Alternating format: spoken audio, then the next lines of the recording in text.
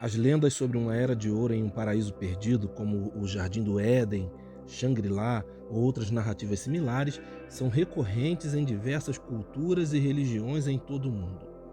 Nesse vídeo vamos fazer uma análise dessas lendas e considerar como elas se relacionam ou influenciam as religiões. Eu tenho certeza que você vai gostar do vídeo, então se inscreva logo agora no início e deixa um like para o vídeo para não se esquecer de fazer isso depois. Meu nome é José e esse é o canal Religiosidade Ontem, Hoje e Amanhã. Certamente um dos locais mais famosos da Bíblia é o Jardim do Éden. O relato de coisas que aconteceram no Jardim do Éden são algumas das narrativas mais fundamentais do cristianismo e são narradas no livro de Gênesis da Bíblia. Moisés foi quem escreveu o livro de Gênesis e ele descreve o Jardim do Éden como o lugar onde Deus criou Adão e Eva à sua imagem e semelhança e os dotou de um estado de perfeição e harmonia com a natureza, até que a queda, devido ao pecado, os expulsou do paraíso. Foi no Jardim do Éden que Satanás controlou uma serpente a usando como uma marionete para influenciar Adão e Eva a apoiarem sua rebelião contra Deus. Essa narrativa tem influenciado a teologia da maioria das religiões ocidentais e a sua visão sobre a condição pecadora dos seres humanos. De acordo com a teologia cristã e judaica, o Jardim do Éden é descrito como um local paradisíaco. No entanto, a Bíblia não fornece coordenadas geográficas precisas para a localização do Jardim do Éden. Portanto, sua localização exata é objeto de interpretação e especulação. Alguns estudiosos e teólogos sugeriram que o Jardim do Éden pode ter sido um lugar real, enquanto outros acreditam que sua descrição é mais simbólica e alegórica. As descrições bíblicas incluem a presença de um rio que se divide em 4 cabeceiras, mencionando os rios Tigre e Eufrates, o que levou a especulações sobre a possível localização na região da antiga Mesopotâmia, mas não há consenso sobre onde ele estava localizado fisicamente. Para muitos, o Jardim do Éden representa um estado de harmonia original entre a humanidade e Deus, mais do que um local geográfico real específico.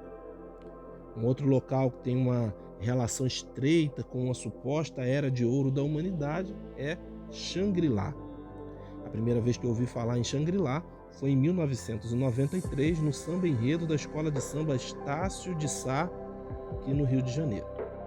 Apenas muito tempo depois, eu li o livro Horizonte Perdido, de James Hilton, e passou ainda mais alguns anos até que eu assistisse ao filme de 1973, Horizonte Perdido, dirigido por Frank Capra.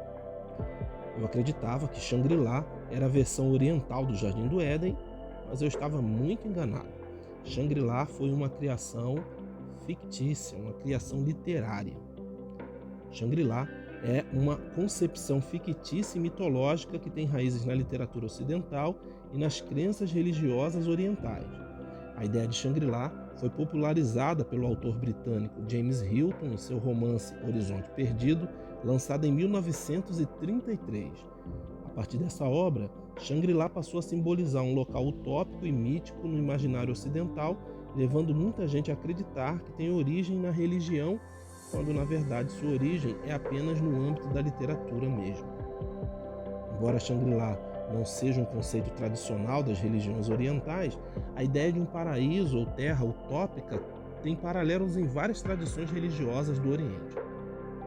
Por exemplo, na mitologia budista, existe a ideia de Shambhala, uma terra mítica que é associada com a chegada de um governante iluminado. E provavelmente James Hilton se inspirou em Shambhala para criar a sua Shangri-La literária. Na mitologia budista, Shambhala é de fato considerado uma terra mítica associada à chegada de um governante iluminado conhecido como Rei Rigden. Acredita-se que Shambhala seja um reino escondido e pacífico, muitas vezes descrito como um lugar utópico ou espiritualmente puro. A ideia de Shambhala é mais proeminente na tradição Vajrayana do budismo, particularmente entre os praticantes do budismo tibetano. As profecias sobre Shambhala sugerem que em tempos de grande conflito e desordem no mundo, um governante iluminado surgirá de Shambhala para restaurar a paz, a justiça e a sabedoria no mundo.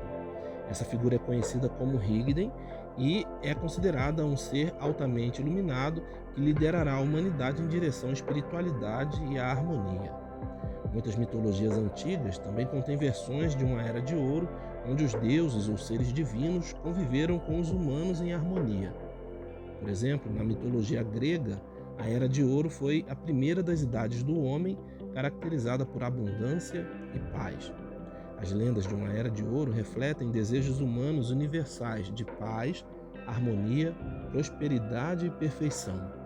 Elas abordam anseios dos seres humanos por uma existência idealizada, livre de sofrimento e conflitos. Essas lendas têm influenciado as religiões a estabelecerem paradigmas para compreender a queda da humanidade ou o objetivo da busca espiritual.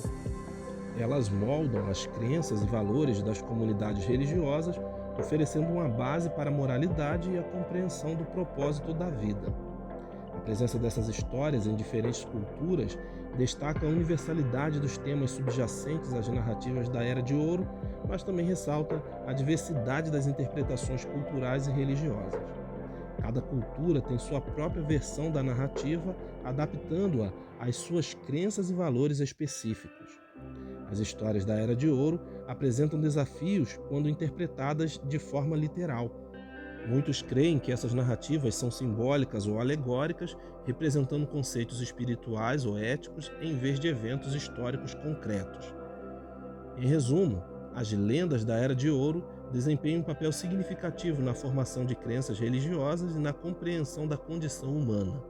Elas revelam a universalidade dos desejos humanos por um estado de perfeição e influenciam a espiritualidade e a moralidade em diversas culturas e religiões. No entanto, é importante abordá-las com uma compreensão crítica e sensibilidade cultural, reconhecendo a diversidade de interpretações e buscando entender suas complexidades. Gostou do vídeo? Como esse canal ainda é muito pequenininho, eu preciso mais do que nunca da sua inscrição e também do seu joinha para esse vídeo. Isso vai fazer com que os algoritmos do YouTube mandem ele para o maior número possível de pessoas e o canal possa vir a crescer. Se você concorda com o que eu disse ou não, se alguma coisa que eu falei não está batendo com o seu conhecimento, por favor, deixa na caixa de comentários a sua opinião, que eu vou gostar muito de saber sobre ela. Meu nome é José e esse é o canal Religiosidade Ontem, Hoje e Amanhã. Um abraço e até o próximo vídeo.